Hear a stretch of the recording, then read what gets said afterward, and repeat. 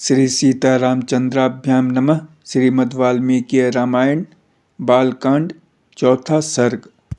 महर्षि वाल्मीकि का 24,000 श्लोकों से युक्त रामायण काव्य का निर्माण करके उसे लव कुश को पढ़ाना, मुनि मंडली में रामायण गान करके लव और कुश का प्रशंसित होना तथा अयोध्या में श्री राम द्वारा सम्मानित हो उन दोनों का राम दरबार में रामायण गान सुनाना।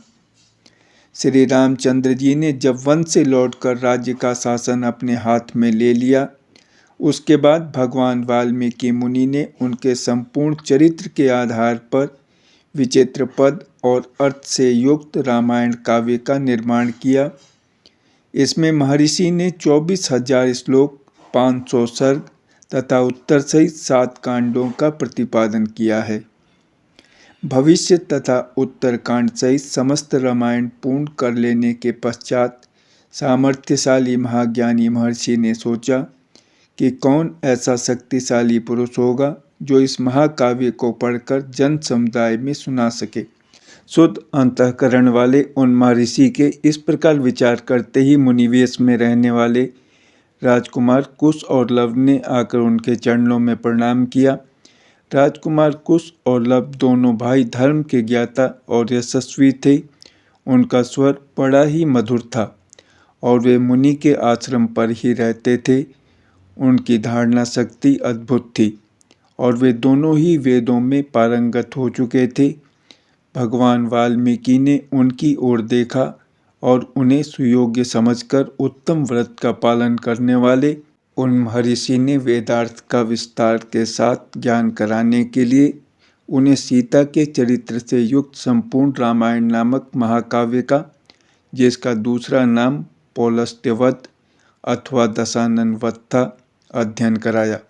वह महाकाव्य पढ़ने और गाने में भी मधुर, द्रुत, मध्य और विलंबित, इन तीनों गतियों से अन्वित, खड़ज आदि 7 स्वरों से युक्त, वीणा बजाकर स्वर और ताल के साथ गाने योग्य तथा श्रृंगार, करुण, हास्य, रौद्र, भयानक तथा वीर आदि सभी रसों से अनुप्राणित है।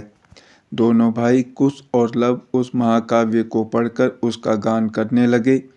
वे दोनों भाई गांधर्व विद्या, संगीत शास्त्र के तत्वज्ञ, स्थान और मूर्छना के जानकार, मधुर स्वर से संपन्न तथा गंधर्वों के समान मनोहर रूप वाले थे।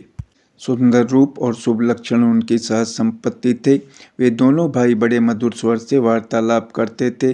जैसे बिंब से प्रतिबिंब प्रकट होते हैं, उसी प्रकार श्री राम के शरीर से उत्पन्न हुए वे दोनों राजकुमार दूसरे युगल श्री राम ही प्रतीत होते थे।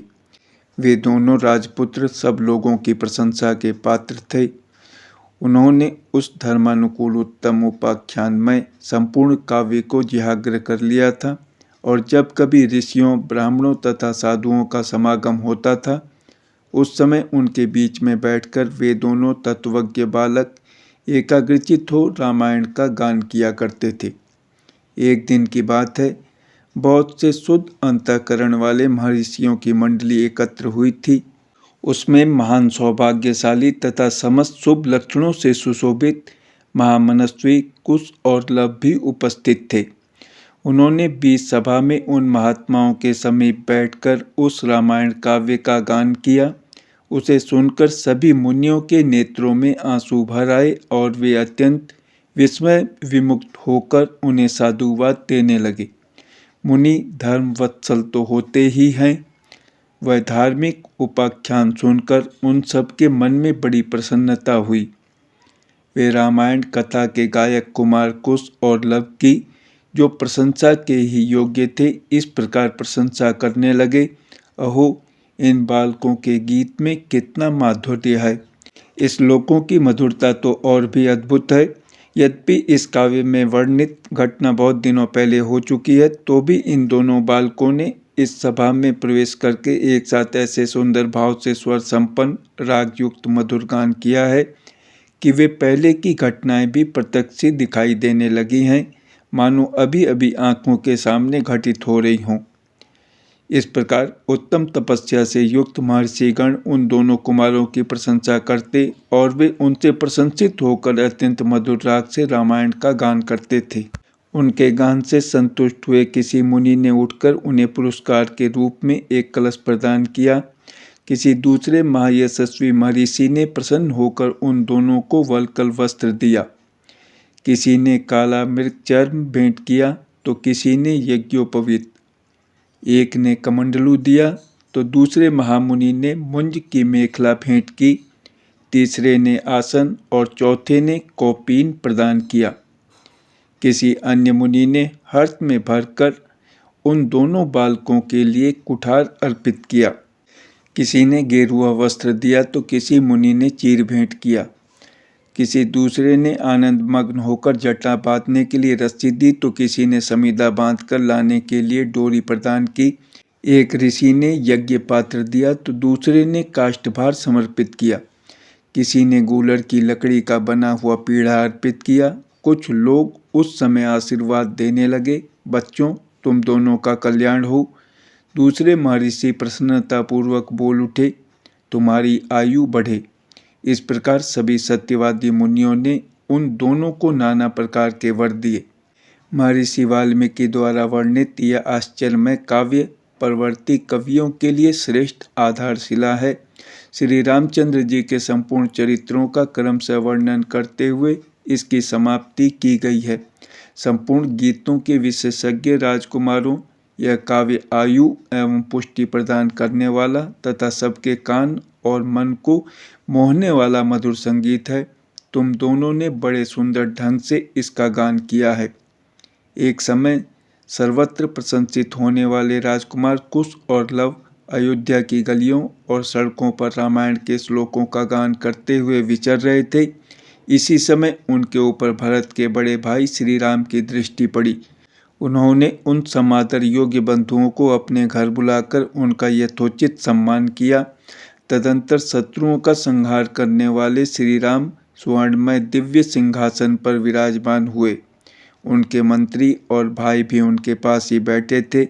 उन सबके साथ सुंदर रूप वाले उन दोनों विनयशील भाइयों की ओर देखकर श्री रामचंद्र जी ने भरत, लक्ष्मण और शत्रुघ्न से कहा, ये देवता के समान तेजस्वी दोनों कुमार विचित्र अर्थ और पदों से युक्त मधुर काव्य बड़े सुंदर ढंग से गाकर सुनाते हैं। तुम सब लोग इसे सुनो। यूँ कहकर उन्होंने उन दोनों भाइयों को गाने की आज्ञा दी। आज्ञा पाकर वे दोनों भाई वीणा के लय के साथ अपने मन के अनुकूल तार उच्च एवं मधुर स्वर में राग अलापते हुए रामायण काव्य का गान करने लगे। उनका उच्चारण इतना स्पष्ट था कि सुनते ही अर्थ का बोध हो जाता था। उनका गान सुनकर श्रोताओं के समस्त अंगों में हर्ष जनित रोमांच हो आया तथा उन सबके मन और आत्मा में आनंद की तरंगे उठने लगी।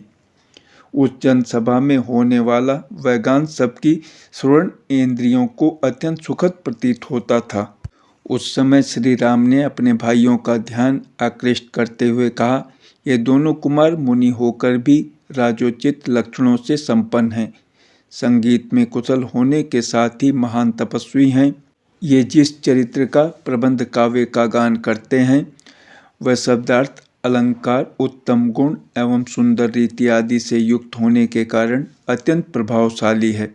मेरे लिए भी अभ्युदय कारक है, ऐसा वृद्ध पुरुषों का कथन है। अतः तुम सब लोग ध्यान देकर इसे सुनो। तदंतर श्री राम की आज्ञा से प्रेरित हो वे दोनों भाई मार्ग विधान की रीति से रामायण का गान करने लगे। सभा में बैठे हुए भगवान श्री राम भी धीरे धीरे उनका गान सुनने में तन्मय हो गए। इस प्रकार श्री वाल्मीकि निर्मित अर्ष रामायण आदि काव्य के बालकांड में चौथा सर्ग पूरा हुआ। जय श्री राम।